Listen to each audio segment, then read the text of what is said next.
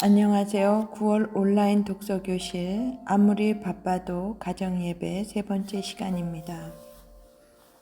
오늘은 제2장의 가정예배로 작은 교회 세우기 이야기입니다.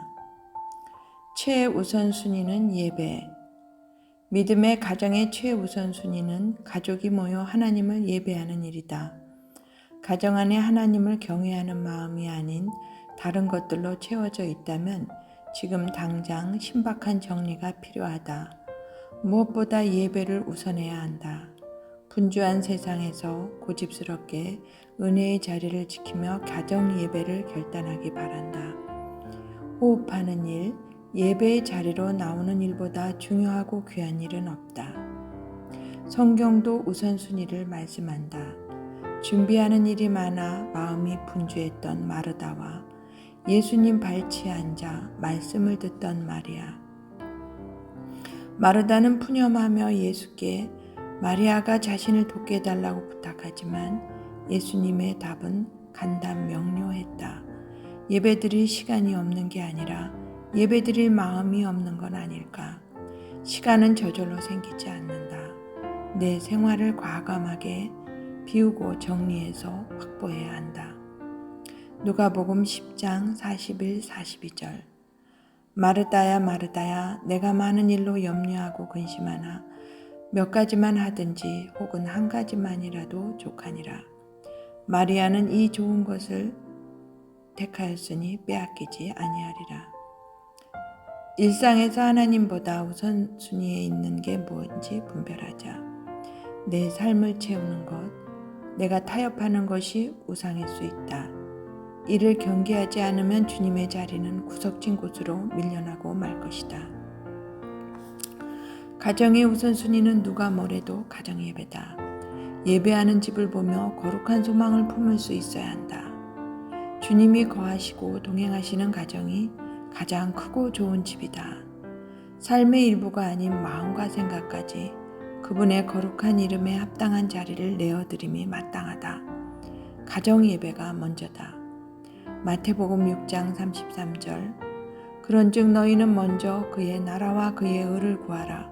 그리하면 이 모든 것을 너희에게 더하시리라. 말씀, 기도, 찬양만으로 충분한 예배. 가정 예배 때 다양한 방법으로 말씀이신 하나님을 만날 수 있다.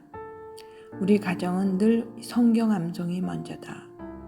믿음으로 말씀을 선포할 때 지혜와 은혜를 주실 뿐 아니라 우리 삶을 진리의 말씀으로 조명해 주시며 거룩한 길로 인도해 주신다. 성경 암송은 성령 충만한 삶을 살아갈 원동력이기에 말씀이신 하나님을 가정에 모시길 바란다.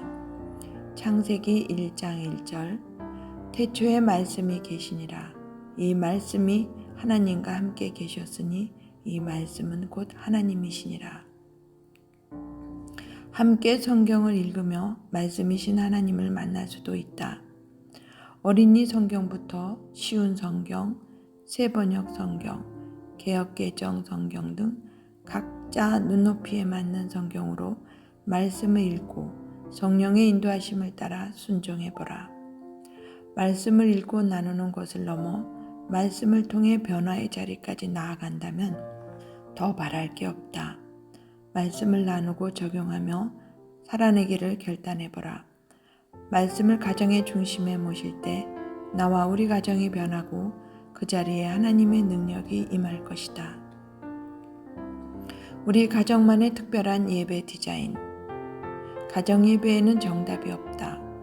각 가정의 형편과 상황, 문화와 신앙의 성숙도, 나이와 수준에 맞춰 다양한 예배를 디자인할 수 있다. 그렇다고 경건의 모양만 있는 예배를 드려서는 안 된다. 말씀, 기도, 찬양의 기본적인 예배 구성 요소가 녹아 있어야 한다. 사실 가정 예배의 프로그램보다 중요한 건 예수 그리스도이며 복음이다. 다양한 요소로 예배를 채우더라도 이를 잊어서는 안 된다. 우리가 죄인임을 인정하며 주님의 은혜를 구할 때 가정마다 필요한 지혜를 허락하실 줄 믿는다. 자녀를 예배 인도자로 세우려면 부모가 먼저 예배자가 되어야 한다. 예수 그리스도와 인격적인 관계 안에서 본을 보이며 예배자로 함께 서는 것이다. 자녀의 믿음과 변화는 부모로부터 시작됨을 잊지 말아야 한다. 자녀를 예배 인도자로 세우며 어린아이들과 젖먹이들의 입으로 하나님의 권능을 세우심을 볼 것이다. 어릴 때부터 예배 인도자로 선 경험은 훗날 가정을 이룬 후에도 변함없이 예배의 자리로 나아가는 원동력이 될 줄 믿는다. 시편 8편 2절. 주의 대적으로 말미암아 어린아이들과 젖먹이들의 입으로 권능을 세우시며 이는 원수들과 보복자들을 잠잠하게 하려 하심이니이다. 태에서부터 이미 예배자. 임신 중에 예배를 드리고 나면 뱃속의 아이를 축복하는 시간을 가졌다. 태아의 이름을 불러가며 말씀과 찬양과 기도를 들려주고 축복해주면 아이는 태동으로 반응하며 화답했다. 아이가 태어난 후 아기가 잠들면 육아하는 엄마에게는 천국이 임하지만 가정예배 때는 일부러 예배의 자리에 데려갔다. 태에서부터 함께했던 익숙한 자리여서인지 아이는 놀라지 않고 안정감과 평안함을 누리며 함께했다. 예배 시간에 아이가 깨도 젖을 물리며 예배의 자리를 지킨 이유는 어릴 때부터 가정예배가 자연스러운 일상이 되길 바랐기 때문이다. 태에서부터 듣던 말씀이 자양분이 되고 엄마 태에서부터의 기도를 통해 주님과 깊이 호흡하는 법을 배우며 찬양의 선율과 리듬을 익혀간다면 예배가 낯설지 않고 친숙할 것이다. 누가복음 2장 52절. 예수는 지혜와 키가 자라가며 하나님과 사람에게 더욱 사랑스러워 가시더라. 골든타임 가정예배. 우리는 살면서 수많은 골든타임을 만난다. 이는 생사의 갈림길에 선 환자의 목숨을 구할 수 있는 제한된 시간을 말한다. 혼란과 암흑의 시대를 지나는 이때 가정이 위기의 순간에 골든타임을 놓치면 어떻게 될까? 가정마다 주님의 호흡이 필요한 순간이 반드시 있다.